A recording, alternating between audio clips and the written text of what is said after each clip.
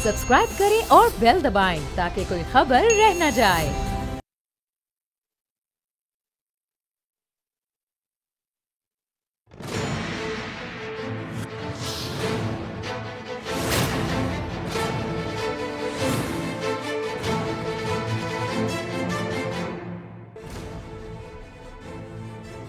अस्सलामुअलैकुम, मैं हूं नूरुल आरफीन सिद्दीकी और आप देख रहे हैं मेरी जंग।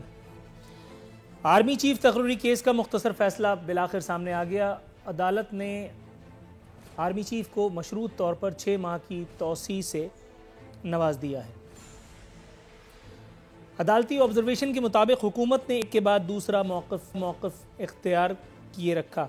अदालत ने इस हवाले से हुकूमत को पाबंद किया कि अगले 6 माह में कोई खुसूसी कानून साजी करके और ये मामला निपटाया जाए। अदालत ने ऑब्जर्वेशन दी कि हम तहम्मुल का मुजाहरा करते हुए ये मामला पार्लियामेंट पर छोड़ते हैं। इससे कबल चीफ जस्टिस हुकूमती रवैये और गैर संजीदगी पर तनकीद फरमा चुके। उन्होंने फरमाया था कि आर्मी चीफ को शटल कॉक बना दिया गया, इस तरह तो असिस्टेंट कमिश्नर की तैनाती भी नहीं की जाती।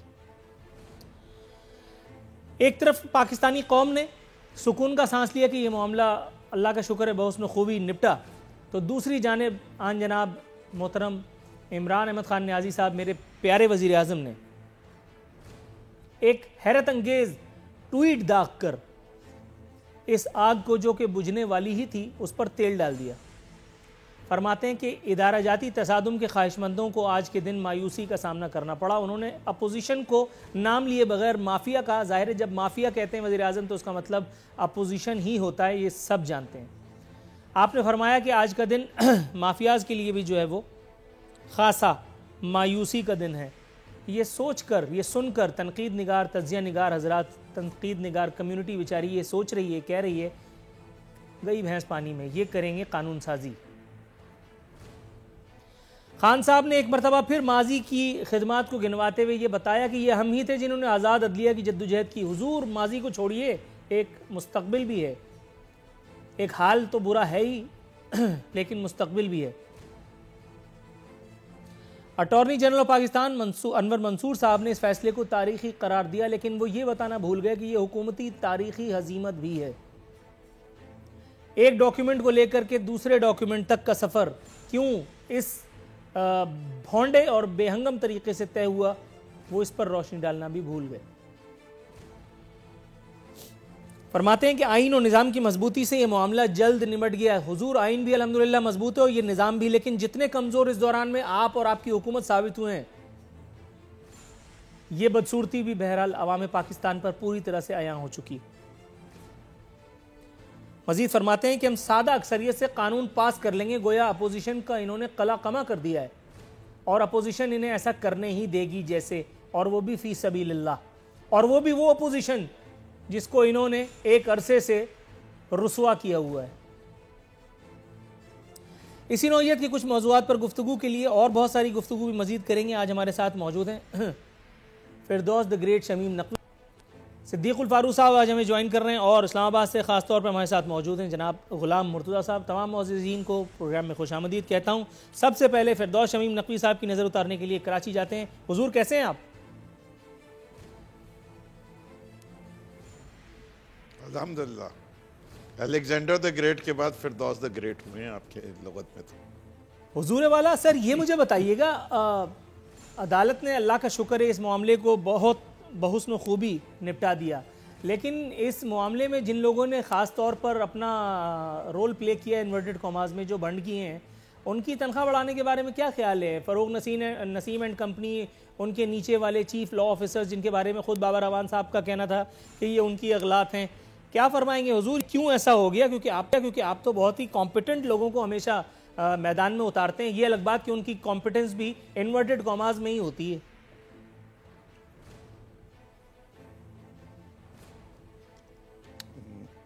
मैंने तो सिर्फ बॉल के ऊपर नूरुल आरफीन को उतारा है, बाकी तो अभी तक मौका मिला नहीं ऑपोजिशन लीडर की हैसियत से कि किसी को मैदान में उतार।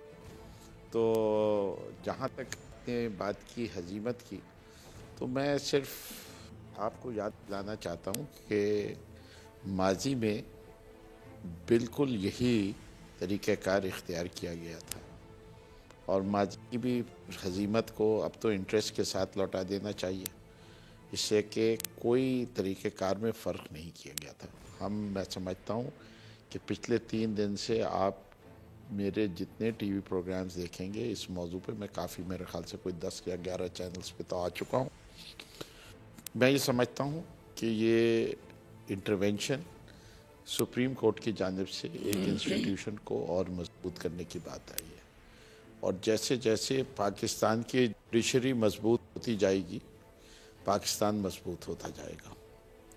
اگر جوڈیشری کا یہ خیال تھا کہ طریقہ کار کو بہتر کیا جائے، جو کہ اور اس پہ انہوں نے اپنی رائے بھی دی اور ڈائریکشن بھی دیا، میں سمجھتا ہوں بہت اچھا ہے۔ کتنی چیزوں کے اوپر دیکھے نشاندہی ہوئی جس کے لیے ہمیں جوڈیشری کا احترام بھی بڑا، احسان بھی ہے۔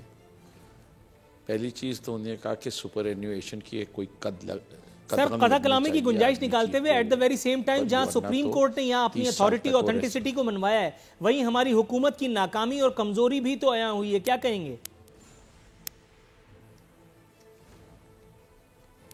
جی میں نے آپ کو کہا نا کہ جہاں تک حکومت کا تعلق ہے اس نے وہ پروسیجر اختیار کیا جو ماضی میں ہوتا آیا ہے۔ گریٹ، میں سمجھتا ہوں تھوڑا سا توقف کیجئے گا، میں صدیق الفاروق صاحب کے پاس جانا چاہ رہا ہوں۔ اور ایک صدیق الفاروق صاحب، آپ کو میری آواز آ رہی ہے؟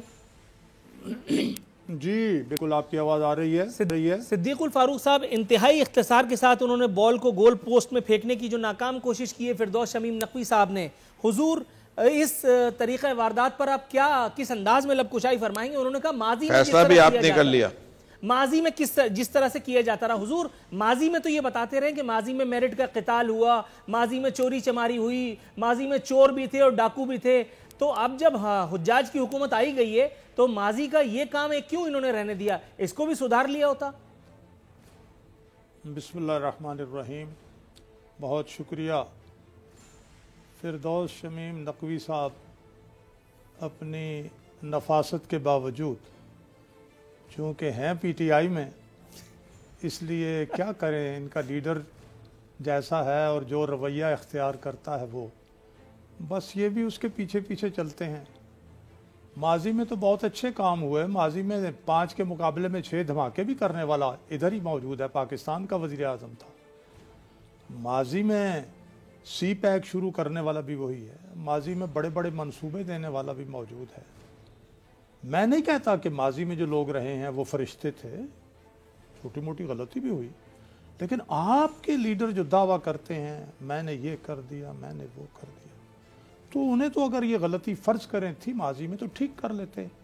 لیکن سب سے بڑی بات کہ ان 2-3 دنوں میں عمران خان صاحب کی سربراہی میں وزیر قانون، اٹارنی جنرل، پوری وزارت قانون، دوسرے مشیر، بابر اعوان، او بھائی 2 پیروں کی سمری، 2 پیراگرافز کی سمری آپ نہیں لکھ سکے، ایک لفظ ری اپوائنٹمنٹ میں اور ایکسٹینشن میں آپ کو فرق نہیں معلوم ہو سکا، بار بار آپ آ جا رہے ہیں اور سپریم کورٹ آپ سے ٹھیک کروا رہی ہے، اور بلکہ آرمی چیف آ کے آپ میٹنگ میں بیٹھ کے تو آپ کو مشورہ دے رہا ہے۔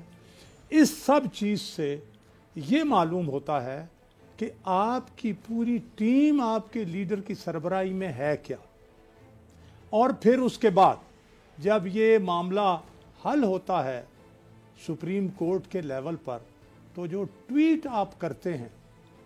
سر تھوڑا سا توقف کی استدعا ہے کیونکہ یہ میرا اگلا سوال تھا اور وہ بھی غلام مرتضیٰ صاحب کے ذرا تھوڑا سا توقف کی استدعا ہے۔ سر تھوڑا سا توقف آپ فرمائیے گا۔ غلام مرتضیٰ صاحب، حضور میں اس ٹویٹ پر آپ سے جاننا چاہوں گا کہ یہ جو بے وقت کی راگنی ایک مرتبہ پھر میرے محسن، میرے ممدوح، میرے وزیر اعظم نے چھیڑی ہے، آپ کے خیال میں اس کی ضرورت تھی اس ایک وقت میں کہ جب قوم نے ابھی بحران سے نکلنے پر سکھ کا سانس بھی نہ لیا تھا اور وہاں وزیر اعظم نے اپنی لنترانی شروع کر دی، اپوزیشن کو مافیا کہنا اور اس طرح کی دیگر حرکات کرنا، اور یاد رہے کہ ابھی انہیں اس اپوزیشن کی ضرورت پڑنے ہی والی ہے؟ جی بالکل آپ کی بات درست ہے، لیکن وزیر اعظم صاحب کا جو نقطہ آج انہوں نے اپنے ٹویٹ میں اٹھایا، اس میں جو انہوں نے لفظ استعمال کیا، مافیاز کا لفظ، لگتا یہ ہے کہ یہ جو گورنمنٹ ہے یہ ایکٹ آف پارلیمنٹ کے ذریعے سے کوشش کرے گی کہ ریگولیشنز جو ہیں ان میں ان کے ذریعے سے مدت ملازمت جو ہے وہ چیف آف آرمی سٹاف کی اس کو توسیع دے، اور نہیں چاہے گی کہ کسی بھی طرح سے اپوزیشن جماعتوں کے ساتھ رابطہ کرے، کیونکہ آج کا ٹویٹ اگر دیکھا جائے، ویسے تو یو ٹرن بہت لیے جاتے ہیں اور وزیر اعظم صاحب یہ بھی کہتے ہیں کہ یو ٹرن لینے والا ہی بڑا لیڈر ہوتا ہے، بڑے لیڈر یو ٹرن لیتے ہیں، لیکن جو آج جس طرح سے اگر اس کی اہلیت کے ساتھ، صلاحیت کے ساتھ اس فیصلے کو پڑھا جاتا اور قانونی جو نقطہ ہے، آئینی نقطہ ہے، اس کے مطابق اس کو تشریح کی جاتی تو پھر شاید ایسا ٹویٹ نہ کیا جاتا۔ یہ ٹویٹ بنیادی طور پہ یہ ہے کہ اس وقت بھی انہوں نے اپنی بڑائی بیان کی ہے اور یہ کہا ہے کہ ہمیں اپوزیشن چاہتی تھی، حالانکہ اپوزیشن کی اگر بات کرتے ہیں 3 دن پہلے اے پی سی ہوئی جس میں بلاول بھٹو زرداری صاحب بھی تھے، مولانا فضل الرحمان صاحب بھی تھے، پاکستان مسلم لیگ نواز کی قیادت بھی تھی۔ وہاں پہ جب 2-3 مرتبہ یہ سوال ہوا کہ آپ چیف آف آرمی سٹاف کی مدت ملازمت میں توسیع کے اوپر کیا کہتے ہیں، تو اے پی سی کے کسی رہنما نے یہ بات نہیں کی کہ ہم اس کے خلاف ہیں یا ہم اس کے حق میں ہیں۔ انہوں نے کہا کہ معاملہ سب جوڈس ہے، سپریم کورٹ آف پاکستان میں ہے، سپریم کورٹ آف پاکستان جو ڈیسائیڈ کرے گی اس کو ہم سب نے ماننا ہے۔ تو آج جو فیصلہ آیا، اگر یہ حکومت کو ضرورت نہیں ہے اپوزیشن کی تو یہ امینڈمنٹ کر بھی لیتے ہیں، 3 سال کے لیے مزید انہیں اور جو ہے وہ توسیع دے دیتے ہیں، تو پھر سوال یہ اٹھتا ہے کہ کیا لوگ بعد میں یہ باتیں کریں گے کہ یہ پی ٹی آئی کے چیف آف آرمی سٹاف ہیں؟ اگر ان کو کنسنسس ڈیولپ کرنا ہے، بے شک سادہ اکثریت سے ہی یہ کنسنسس اگر وہ لے کے آئیں، کنسنسس کے اوپر بات کریں، تو یہ ہارمنی چاہیے پارلیمنٹ میں، کیونکہ پاک فوج ایک ایسا مقدس ادارہ ہے جو ملک کی سلامتی کا ضامن ہے۔ انفرادی حیثیت میں کوئی بھی شخص اس کا ایکٹ اپنے ساتھ ہوگا، لیکن پاک فوج کے حوالے سے کوئی شخص ایک لفظ بھی سننے کے لیے پاکستان کا شہری تیار نہیں ہے، اور نہ ہی کبھی اس طرح کی کوئی انسان پاکستان کا شہری سوچ رکھتا ہے۔ تو اس طرح سے یہاں وزڈم یہ تھا کہ آپ آج محبت کا پیغام کوئی دیتے، ٹھیک ہے کہ یہ تصادم ہونے سے، اگر انہوں نے کہا کہ تصادم، وہ سمجھتے تھے کہ یہ تصادم ہے تو تصادم ہونے سے بچ گیا ہے، ایک بڑی راہ نکلی ہے۔ رائٹ سر، محترمہ لکوناز سحر تھے۔ کامران صاحبہ ہمارے ساتھ موجود ہیں، میں چاہوں گا کہ انہیں بھی شریک گفتگو کروں۔ میڈم، پروگرام میں خوش آمدید کہتا ہوں آپ کو۔ یہ مجھے بتائیے گا، آج یہ بحران وقتی طور پر گویا ٹل تو گیا، لیکن 6 ماہ بعد ہی یہ نوبت پھر آنی تو ہے۔ حکومت مطلوبہ جو قانون سازی ہے وہ کیسے کرے گی، خاص طور پہ ایسے عالم میں کہ جب اپوزیشن کو پہلے ہی فٹ بال سمجھ کر کے خان صاحب گول پہ گول کرنے کے چکر میں؟ کیا فرماتی ہیں میڈم؟ بسم اللہ الرحمن الرحیم۔ نور العارفین، میں یہ 3 دن سپریم کورٹ میں تھی، 3 دن، اور مجھے یہ موقع ملا کہ میں اس پوری کارروائی کو سنوں، دیکھوں، سمجھوں۔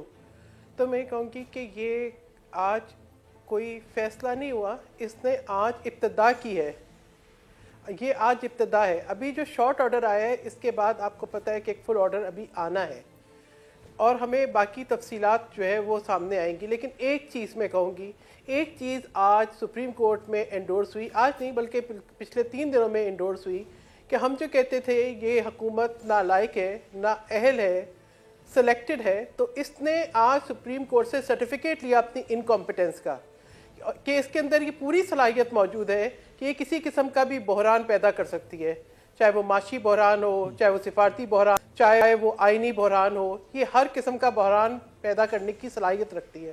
اور افسوس کی بات یہ ہے کہ آج وزیر اعظم صاحب بجائے یہ کہ اپنی طرف دیکھتے، اپنی ٹیم کی طرف دیکھتے، ان کو بلاتے، اپنی غلطیوں کا احاطہ کرتے، انہوں نے انتہائی، میں کہوں گی ایک دفعہ پھر کمظرفی کا، انتہائی پستی کا ثبوت دیا ہے۔ اس قسم کے بیانات سے آپ کیا نریٹو بدلیں گے؟ 3 دن سے جو بحث ہو رہی تھی اور آج کی جو ڈسکشن تھی، اس کو سن کر میں یہی سوچ رہی تھی کہ کیا جو ہے اس حکومت کی کمپیٹنس ہے۔ آپ ایک ڈرافٹ نہیں لا سکتے بہتر، آپ کو یہ نہیں پتا کہ آپ چاہتے کیا ہیں. آپ ایکسٹینشن چاہتے ہیں, آپ ری اپوائنٹمنٹ چاہتے ہیں, آپ اپوائنٹمنٹ چاہتے ہیں, نئی اپوائنٹمنٹ چاہتے ہیں. اور میں سمجھتی ہوں کہ یہ ڈیبیٹ ختم نہیں ہوئی, یہ ڈیبیٹ یہاں سے شروع ہوئی ہے. ایک ڈیبیٹ وہ ہے جو پارلیمنٹ میں ہوگی, اور میں سمجھتی ہوں اس سے زیادہ اہم ایک وہ ڈیبیٹ ہے جو ود ان ملٹری اسٹیبلشمنٹ ہوگی, ود ان ملٹری انسٹیٹیوشن ہوگی.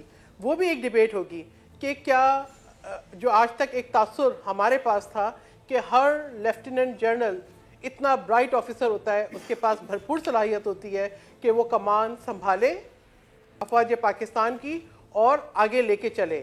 لیکن اب ہمیں یہ تہیہ کرنا ہوگا کہ آئندہ یہ پریکٹس کیسے ہوگی, کتنی ایکسٹینشن ہوگی, کتنی مرتبہ ہوگی, کتنے عرصے کے لیے ہوگی, اس کا امپیکٹ کیا ہوگا. اور میں یہ سمجھتی ہوں کہ یہ ود ان دا انسٹیٹیوشن بھی ایک ڈیبیٹ ہونی چاہیے, with in the institution. Madam تھوڑا سا توقف اگر آپ فرمائیں تو میں فردوس شمیم نقوی صاحب کے پاس جاؤں اور ان سے معلوم کروں کہ اٹارنی جنرل نے اس فیصلے کو تو تاریخی قرار دیا, تاہم حکومتی سبکی کے معاملے کو وہ پی گئے, گول کر گئے. ساتھ ہی ساتھ انہوں نے کہا کہ ہم سادہ اکثریت سے یہ قانون جو ہے وہ پاس کرا لیں گے. کون سی ایسی جادو کی چھڑی ان کے پاس ہے کہ جو یہ کام وہ کروا لیں گے؟ کس بنا پر, کس برتے پر انہیں یہ خوش فہمی لاحق ہے کہ یہ کام وہ کر لیں گے؟ تھوڑا سا توقف کی استدعا میں فردوس شمیم نقوی صاحب سے جاننا چاہوں گا, کیونکہ وہ ہمیشہ ایسی دور کی کوڑی لاتے ہیں کہ آدمی کوڑی کوڑی کا محتاج ہو جاتا ہے. جی فردوس شمیم نقوی صاحب.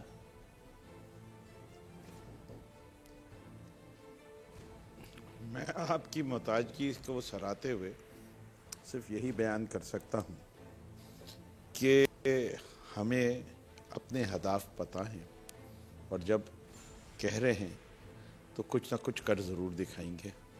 اگر یقین نہیں آتا تو سینٹ کا معاملہ بھی دیکھ لیجئے, صدر مملکت کا الیکشن دیکھ لیجئے. آپ کی چیمہ گوئیاں اور جو کہتے ہیں ریشہ دوائیاں, ان کے تو ہم پہلے ہی دیوانے ہیں. تو ہم اتنے دیوانے نہیں ہوئے, اتنا دیوانہ آپ ہمیں سمجھ رہے ہیں. لیکن تھوڑے بہت تو ہیں, یہ اعتراف تو آپ کرتے ہیں. یہاں سے آپ سمجھ لینا کہ سوچ کیا ہے, ارادے کیا ہے, چاہتے کیا ہے, کریں گے کیسے. میرے اللہ. حضور والا صدیق الفاروق صاحب, اگر یہ سب کچھ بتا دوں, اگر یہ سب کچھ بتا دوں تو یہ جو کورٹ میں بیٹھی ہوئی میری بہن, جو کورٹ میں بیٹھی ہوئی اب میری بہن اپنا تبصرہ دے رہی تھی, تو ان سے تو میں یہ گزارش کروں گا کہ اس ریٹن ججمنٹ کے بارے میں کیا خیال ہے, جبکہ یہی جج صاحب چیف جسٹس نہیں تھے اور انہوں نے باقاعدہ وہ القابات اور خطابات دیے تھے. اس کے بارے میں بھی کچھ کہہ دیں. اس وقت میری بہن نے ٹی وی کے انٹرویو پہ کہا کہ آج ایک تاریخ ججمنٹ ہے, اس سے کہ اس وقت وہ ڈیوائیڈ کے اس طرف کھڑی ہوئی تھی. جو لوگ ڈیوائیڈ کے ادھر ادھر کے I'm very sorry, آپ اب عدلیہ کو بھی پولیٹیسائز کر رہے ہیں. بہت افسوس کی بات ہے, ذکر کرنا. کبھی وہ کہتی ہیں کہ جب وہ مافیا کہتے ہیں جج صاحب تو بہت اعلیٰ, جب وہ کچھ. اور آخری چیز ایک اب آپ تحمل کریں نا بی بی, میں آپ کی بات سن رہا تھا, تحمل کیجئے, صبر کیجئے. آپ تو صبر کرنے والوں کے ساتھ ہوتی ہے, تو اللہ مع الصابرین. اللہ بھی آپ کے ذرا صبر کر لیجئے نا. صبر کرنے میں کیا اعتراض ہے؟ آخری بھی سن لیتے نا آپ بھی میری چین آف تھاٹ ڈسٹرب کر رہی ہیں. بات یہ ہے کہ کمنٹس, اگر آپ کمنٹس آف دا ججز کی بات کرتی ہیں, جسٹس گلزار کو نہ بھولیے جو انہوں نے کہا ہے پاکستان کی تاریخ میں سب سے زیادہ کرپٹ حکومت جو وہ سندھ کی پاکستان پیپلز. سر تھوڑا سا میرے خیال میں ہٹ رہے ہیں, تھوڑا سا توقف کی استدعا ہے آپ سے. میں صدیق الفاروق صاحب کے پاس جاؤں گا. صدیق الفاروق صاحب, حضور یہ مجھے بتائیے, بلکہ میں آپ سے سوال ہی بدل دیتا ہوں. وزیر اعظم پاکستان فرماتے ہیں کہ یہ سازش ناکام بنا دی, بھارت کی امیدوں پر پانی پھر گیا. حضور یہ اللہ مارا بھارت ہر معاملے میں کیسے آ جاتا ہے؟ فضل الرحمان کا دھرنا ہو تو بھارت, بھارتی ہاتھ. یہاں آرمی چیف کے کیس کی تقرری کا معاملہ ہو, کورٹ ہیئرنگ چل رہی ہو تو بھارت. یہ بھارت اگر اتنا ہی برا ہے, اتنا ہی جو ہے وہ ملعون ہے, تو پھر یہ جب سدھو آتا ہے تو پھر اس کا بوسہ لینے, اس کو اس کی جپی لینے, اس کے ساتھ سیلفیاں لینے کی ایسی کیا موت پڑ جاتی ہے, کیا ایسی آفت آ جاتی ہے کہ وہ جو جن کے سر پہ ایک بال نہیں ہے, نام ان کا میں بھول جاتا ہوں, وہ ہمیشہ وہ جا کر کے منموہن سنگھ کے جو ہے وہ بغل میں گھسنے کی کوشش کرتے ہیں, تو سیکورٹی گارڈ دھکا مار کے انہیں بتاتا ہے کہ تم اس لائق نہیں ہو, اس لیے ادھر ادھر ہو جاؤ. سر ذرا کچھ فرمائیے. جی میں یہ عرض کروں گا کہ یہی عمران خان تھے جو من اپنا مودی کی الیکشن میں کامیابی کی دعائیں کر رہے تھے اور ان سے مسئلہ کشمیر حل کرنے کی امیدیں لگائے بیٹھے تھے، اور وہ کہتے تھے ایماندار آدمی ہے۔ میں یہ عرض کروں گا کہ یہ باتیں اور یہ جس طرح اپنی اپوزیشن کے خلاف جو کچھ یہ کہا ہے، اس پہ مجھے میاں محمد جیلوی نے سیف الملوک میں میں ایک شعر آپ کو سناتا ہوں ان کا، ایک کہ مورکھ نو کی پند نصیحت پتھر نو کی پالا، کالے پورے لکھ کھم چڑھائیے پھر کالے دا کالا۔ یعنی جو تقریریں انہوں نے کنٹینر پہ کھڑے ہو کے کیں اور ایاک نعبد و ایاک نستعین کے بعد جو پھر اول فول فرمایا، آج بھی وہی کچھ ہے، کچھ نہیں بدلا، یہ ثابت ہو گیا ہے۔ اور میں درخواست کروں گا فردوس شمیم نقوی صاحب سمیت اور بھی کچھ لوگ ہیں معقول کہ یہ ان اللہ مع الصابرین اور یہ چیزیں جو ہیں، جس طرح کی گفتگویں یہاں ہوتی ہیں، یہ نہ کہا کریں۔ یہ بڑے اللہ تعالیٰ نے جس طرح فرمایا ہے وہاں نماز کی پابندی، زکوٰۃ دینا، یہ ساری باتیں ہیں، اور تکلیف مصیبت میں صبر کرنا۔ چلیں وہ تو خیر وہ ہم ذاتی اس پہ چلے گئے۔ سر تھوڑا سا بریک پر پاؤں رکھیے گا، میں غلام مرتضیٰ صاحب کے پاس جاؤں۔ سر تھوڑا سا میں ایک ہی بات کر جملے کے جواب دیتا ہوں، پھر آپ دوسری طرف چلے جاتے ہیں۔ میں ایک اور بات عرض کر دوں، صرف بات یہ ہے کہ سب سے پہلے ہمیں اپنے اندر جو کمزوریاں ہیں، جن پر ہمارا دشمن ہنستا ہے، وہ دور کر دینی چاہیے، وہ ٹھیک کر لینی چاہیے۔ درست ہے۔ مثال کے طور پر آرمی چیف کے تقرر کا یا ایکسٹینشن کا معاملہ خود انڈیا میں کوئی مسئلہ نہیں ہوتا، سری لنکا میں نہیں ہوتا، ہم اسی ریجن میں بنگلہ دیش میں نہیں ہوتا، آپ چلے جائیے امریکہ میں نہیں ہوتا، برطانیہ میں نہیں ہوتا۔ یہاں اگر اب اس کا حل ہونے کی صورت پیدا ہو گئی ہے تو یہ بہت اچھا ہوگا، آئندہ کوئی نہیں ہنسے گا۔ لیکن آج جو 3 دن آپ کا رویہ اس حکومت کا اور اس حکومتی ٹیم کا رہا ہے، اس نے انڈیا کو ضرور ہنسنے کا موقع دیا۔ رائٹ سر، تھوڑا سا توقف کی استدعا اپنے معزز مہمانوں سے، ایک کوئک کمرشل بریک پر، بریک سے واپس آتے ہیں۔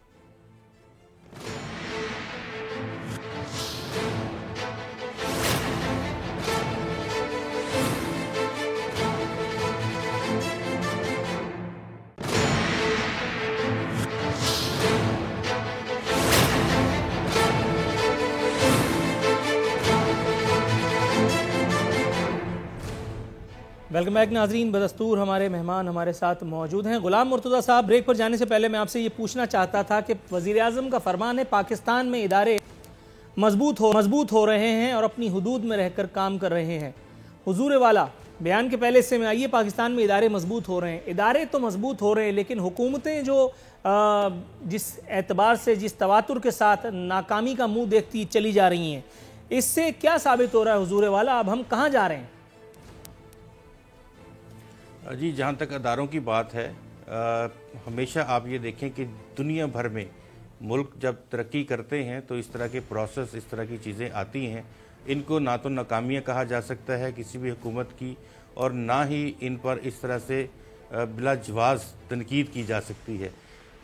آپ دیکھیں کہ اگر آج امریکہ ہے تو اس کی ایک وجہ ہے، اس کے پیچھے تمام ان لیجسلیچرز کی محنت ہے جو آج امریکہ کو امریکہ بنا گئی ہے۔ پھر اگر آپ برٹش کی بات کرتے ہیں تو میگنا کارٹا ہے، اس کو لے کے انہوں نے چلے اور آج کہاں پہ وہ بیٹھے ہوئے ہیں۔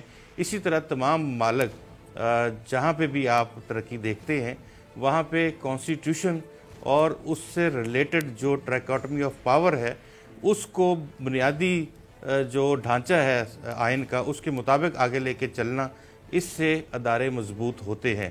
تو ہر حکومت کوشش کرتی ہے اپنے طور پہ کہ وہ اداروں کو مضبوط کرے، لیکن کیونکہ پاکستان کو ابھی بہت ایک صدی بھی نہیں ہوئی بنے ہوئے، اور جتنی محنت تمام جن سیاسی شخصیات کے پاس، سیاسی پارٹیوں کے پاس حکومت رہی ہے، انہوں نے اپنے تئیں کوشش کی ہے کہ وہ اداروں کو بنانے کی کوشش کریں، اور ہم یہ دیکھ رہے ہیں کہ ہر آنے والی حکومت میں کچھ نہ کچھ پازیٹیو ضرور ہو جاتا ہے۔ جس طرح اس حکومت میں یہ مثبت انداز میں اس معاملے کے اوپر پیش رفت ہوئی، اور یہ اب پارلیمنٹ میں جائے گا اور یہ مسئلہ ہمیشہ کے لیے حل ہو جائے گا. اچھا میں کچھ گڑبڑا گیا ہوں, کچھ کنفیوز آ گیا ہوں, کیونکہ بریک سے پہلے والی گفتگو اور اس میں کچھ میں کوریلیٹ نہیں کر پا رہا آپس میں, تھوڑا سا میں کنفیوز ہو گیا ہوں. تھوڑا سا اگر آپ توقف فرمائیں میں فردوس شمیم نقوی صاحب سے معلوم کر لوں. حضور والا سراج الحق صاحب نے جو ہے وہ پرانی خبر دوبارہ جاری فرمائی ہے. حکومت پر تنقید کے فرائض انجام دیتے ہوئے انہوں نے کہا ہے کہ نالائقوں نے اسلام آباد میں سرکس لگائی ہوئی ہے. بھول جائیے تھوڑی دیر کے لیے اس کو, آگے بڑھتے ہیں. انہوں نے کہا کہ خان صاحب صرف چیئرمین پی سی بی کے عہدے کے لیے موزوں ہیں, عوام کو نشان منزل دینا ان کے بس کی بات رہی. ساتھ میں انہوں نے 2-3 سوالات اٹھائے. مجھے آپ سے در حقیقت ان سوالات کے جواب چاہیے, پچھلی والی باتوں کے نہیں. سراج الحق صاحب نے کہا کہ مرغی پر بیٹھ کر کوئی چاند پر نہیں جا سکتا. آپ کا اصرار ہے کہ جا سکتا ہے, کیسے؟ سوال نمبر 2, وہ یہ کہتے ہیں کہ 5 سال مل گئے تو مزید لوگوں کو آپ بے روزگار کر دیں گے. اس کی تردید کن الفاظ میں فرمانا چاہیں گے؟ صرف 2 سوالات ہیں. پتہ نہیں یہ مرغی پہ بیٹھ کے چاند کے وہ خواب دیکھ رہے ہیں, اور میں نے تو نہ بیان سنا, آپ نے سنا ہے تو دوسری بات. لیکن میں پہلے شروع کرتا ہوں صدیق الفاروق صاحب کی بات سے. نہیں سر, وہ بے روزگاری والی بات تو آ جائے نا, مجھے تھوڑا سا لفٹ کرا دیں. مطلب میں نے 2 سوال باقاعدہ پوچھے ہیں, جو آپ نے اچھی ایک بات سوال ہے. کو لفٹ کرائی, دوسرے کو نہیں. میں آپ جب پہلا والا سنا نہیں, دوسرے کا جواب ضرور دوں گا. ایک مشہور ہے, خدا نصیحت بعد از فصیحت, تو وہ باقی سب چیزیں میں بھول جاتا ہوں. ذرا وہ دیکھ لے, وہ قطری خط جو ہیلی کاپٹر پہ استعمال ہوا, لادلوں پہ استعمال ہوا, اور اب ان کے ہوائی جہاز استعمال ہوتے ہیں, کبھی ایئر ایمبولنس ہوتی ہے, کبھی رائل پلین ہوتا ہے. وہی سمجھا دیں ہمیں پاکستانیوں کو, ہم غریب پاکستانیوں کو. خدا آپ کو ایئر ایمبولنس استعمال کرنے کی صورتحال سے بچائے. عارفین صاحب, اب آپ میری بات سن لیجیے, پھر میں کہتا ہوں ان اللہ مع الصابرین, دوبارہ کہوں گا صبر کیجئے, اللہ میاں بھی آپ کا ساتھ دے گا. بولنے دیجئے. جو بات ہے نوکریوں کی, بات ساری جو 8 سے 10 بلین ڈالر چھپائے ہوئے تھے قرضوں میں, جو میڈ اپیرنٹ جیسے ہی حکومت میں آئی تھی کہ یہ ڈیو ہیں, جس کا ذکر میں پی ٹی آئی کے فائنانس منسٹر کی بات نہیں کروں گا, حکومت کے اشفاق صاحب ایز اے نیوٹرل آبزرور انہوں نے بتایا کہ وی ور آلسو سرپرائزڈ. جب ایک ملک کو اتنے ڈیپ فائنینشیل کرائسس میں ڈالا جائے گا کہ وہ آن دا ورج آف بینکرپسی سے نکالا ہو, اس کا آپ کریڈٹ نہیں دینا چاہتے, تو کم سے کم یہ تو اکنامکس کے اسٹوڈنٹس ہونے کے ناطے یہ سوچ لیجئے کہ جس وقت یہ اقدام لیے گئے تھے اس وقت ہی کہہ دیا گیا تھا کہ گروتھ ریٹ جو ہے وہ 3 اور 3.5% بھی اگر اچیو کریں گے تو وہ بڑی بات ہے. جو قرضوں کی قسطیں, جتنا آپ نے کرنٹ اکاؤنٹ ڈیفیسٹ ختم کیا, سب کچھ کیا, وہ آپ اگر نہیں سمجھتے کہ یہ ضرورت تھی وقت کی, اور آپ یہی جاتے ہیں تھے کہ ڈارک اکنامکس پہ ہم چلتے رہیں, اور روپی کو سپورٹ کرنے کے لیے ہر سال قرضے کے پیسے اور ڈالر لیے ہوئے, اس سے 8 بلین ڈالر جو کہ پچھلے 2 سال کے اندر جو نواز شریف کی حکومت میں وہ مارکیٹ میں پھینک کے روپی کی قیمت وہی رکھنی چاہیے تھی. اور ہماری ایکسپورٹ جو کہ جب پیپلز پارٹی نے چھوڑا تھا تو 25 بلین پہ تھی, اس کو گھٹا کے 21 بلین پہ لے آئے, وہی کرنا چاہیے تھا. تو یہ سب کرنے دینے چاہیے, تو وہ تو ہو نہیں سکتا. رائٹ سر, جو ہو سکتا ہے پھر ہم اس پر بات کر لیتے ہیں. نصرت سحر صاحبہ کے پاس جانا چاہوں گا. تو آپ کے سارے یہ چیزیں کریں گے, ہم وہ اقدامات ضرور لے رہے ہیں جس سے نوکریاں بڑھیں گی. رائٹ سر, رائٹ سر, تھوڑا سا توقف کیجیے. میں سحر کامران صاحبہ کے پاس جاؤں گا, اس کے بعد پھر آپ کے پاس آتا ہوں. صدیق الفاروق صاحب تھوڑا سا بریک پر پاؤں. میڈم یہ مجھے بتائیے گا, اب ذرا ہم تھوڑی سی غیر سیاسی میرے خیال بات بھی کر لیں, یا یوں کہہ لیجئے غیر سنجیدہ. وسیم اکرم پلس ایک بار پھر انہوں نے اپنی موجودگی کا احساس دلاتے ہوئے کہا ہے کہ پنجاب کو مثالی صوبہ, ابھی تک وسیم اکرم پلس نے کہا ہے کہ پنجاب کو مثالی صوبہ بنائیں گے, گویا ان کی موجودگی کے بعد بھی کوئی اور مثال دی جانی باقی ہے. انہوں نے مزید فرمایا کہ ہم گزشتہ ادوار کے کانٹے چن رہے ہیں. اس پر میرا سوال یہ کہ نہ صرف چن رہے ہیں بلکہ ان کانٹوں کو وزارت پر فائز بھی کر رہے ہیں. کیا کہیں گی آپ؟ یہ معجزوں کا وقت ہے, یہ معجزوں کا وقت ہے. وسیم اکرم پلس صاحب بھی معجزوں کی بات کر رہے ہیں. وہ کہتے ہیں امید باقی رکھیں اپنی, میں یہاں پر ہوں جب تک کانٹے پورے شاہراہوں پہ پنجاب کی پھیلا نہیں دوں گا, میں جاؤں گا نہیں. یعنی میں کیا کہوں, وزیر اعظم تو خود کہہ چکے ہیں کہ ان کو ٹیم اچھی نہیں ملی. جب وہ خود کہہ چکے ہیں, جب وہ خود انڈورس کر چکے ہیں, جب یہی چیز سپریم کورٹ میں انڈورس ہو گئی ہے, تو میرے تو کچھ کہنے کی ضرورت ہی نہیں ہے. یعنی اب آپ بتائیں کہ جب ایسے معجزے ہو رہے ہیں, آج ایسے معجزے ہو رہے ہیں کہ درختوں سے رات کو آکسیجن پروڈیوس ہو رہی ہے, تونسا شریف جو ہے وہ چونسا بن چکا ہے, جرمنی جاپان کی سرحدیں مل چکی ہیں, لائٹ سے تیز چلنے والی ٹرین تیار ہے. تو پھر آپ کیا, مطلب میں کہتی ہوں کہ کس بات کی پریشانی ہے؟ سب ہو سکتا ہے. آپ اسی پہ یقین کریں جو یہ کہہ رہے ہیں. Got your point, got your ہم point. اپنی سوچتے سمجھتے کی صلاحیتیں Got your point, مفلوج ma'am. کر چکے ہیں. Got your point. ہم اس سے صدیق زیادہ الفاروق بات صاحب, نہیں کریں گے. صدیق الفاروق صاحب حضور والا, تھوڑا سا گفتگو کو آگے بڑھاتے ہیں. سر کے پی کے میں تبدیلی بیچاری جو ہے وہ مزید بے نقاب ہوئی ہے. کے پی کے میں 5 لاکھ بچوں کے بارے میں انکشاف ہوا ہے کہ یہ غذائی قلت کا شکار ہیں. غذائی قلت کا شکار بچوں کی تعداد میں اضافے کے خدشات پائے گئے ہیں, اور ایک قومی سروے کے مطابق ہر 10 میں سے چوتھا بچہ اس مسئلے کا شکار ہے. سر مجھے یاد آ رہا ہے Imran Khan, opposition leader opposition رہنما عمران خان کے وہ تمام ٹی وی انٹرویوز جس میں وہ چیخ کر نواز شریف حکومت کے خلاف زرداری دور میں وہ عوام پاکستان کو یہ باور کراتے تھے کہ غذائی قلت سے بچوں کی اموات جو ہے وہ کتنی بری بات ہے. حضور یہ چراغ تلے جو اندھیرا ہے, اس کی کوئی جسٹیفیکیشن اگر آپ دینا چاہیں؟ جی میں جسٹیفیکیشن کیا دوں, یہ وہ چراغ ہے جس کے نیچے اندھیرا ہی رہے گا. کئی سیاہ فصیلوں پر سج گئے سورج, یہ وہ سیاہ فصیل ہے جس پہ یہ عمران خان کا سورج کسی نے سجا دیا ہے, اور اس سورج میں روشنی نہیں ہے. کیا کیا جائے؟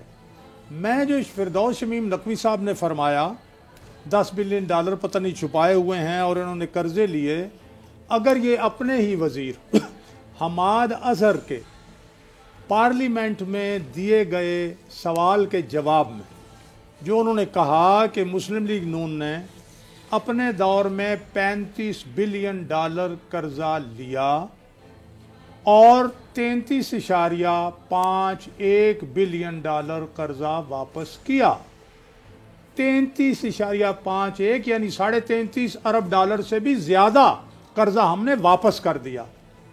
تو اگر یہ اپنے ہی وزیر کے یہ حقائق اور اعداد و شمار پڑھ لیتے تو انہیں یہ بات کرنے کی نوبت نہیں آتی. سر بالکل وائنڈ اپ کی طرف ہم جا رہے ہیں. صدیق الفاروق صاحب تھوڑا سا آپ سے توقف کی استدعا ہے فردوس شمیم نقوی صاحب کی موجودگی کا فائدہ اٹھاتے ہوئے. حضور آخری سوال داغتا چلوں, یہ مجھے بتائیے گا, دہی والے ٹماٹر کے بجائے بلکہ دہی والے شوکت یوسف زئی ایک مرتبہ پھر سامنے آئے ہیں, انہوں نے بتایا کہ BRT منصوبہ 2020 میں انشاءاللہ تعالی بن جائے گا. تو لوگ کہہ رہے ہیں ہاں انشاءاللہ کبھی نہ کبھی تو بن ہی جائے گا.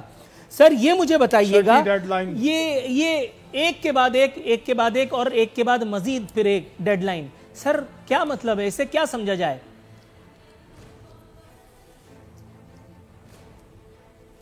جی میں تو سمجھتا ہوں کہ یہ پاکستان یہ کی گورنمنٹ کی ہے, بالکل انہیں ڈیٹ دینی چاہیے تھی اور سوچ سمجھ کے دینی چاہیے, اور اگر نہیں دی ہے تو آئندہ کے لیے یہ اپنی اس بات کو درست کریں. اس میں میں کوئی سپورٹ نہیں کرتا ایسے چیزوں کو کہ آپ جب ایک دفعہ ڈیلے ہو جائیں تو دوسری ڈیٹ دینے سے پہلے بالکل سمجھداری سے.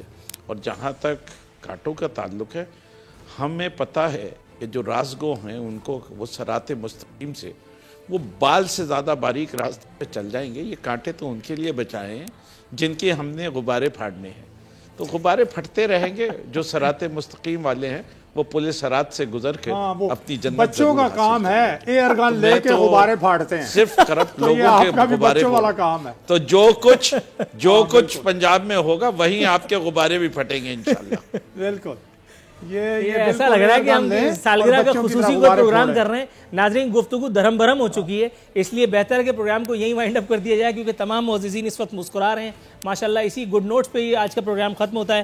ہمارے مہمانوں کا میں شکریہ ادا کرتا ہوں کہ انہوں نے شرکت کا رسک اٹھایا. ناظرین اسی کے ساتھ ہمارے پروگرام کا وقت ختم ہوا. نور العارفین صدیقی اور ہماری ٹیم کو اجازت دیجیے. فی امان اللہ.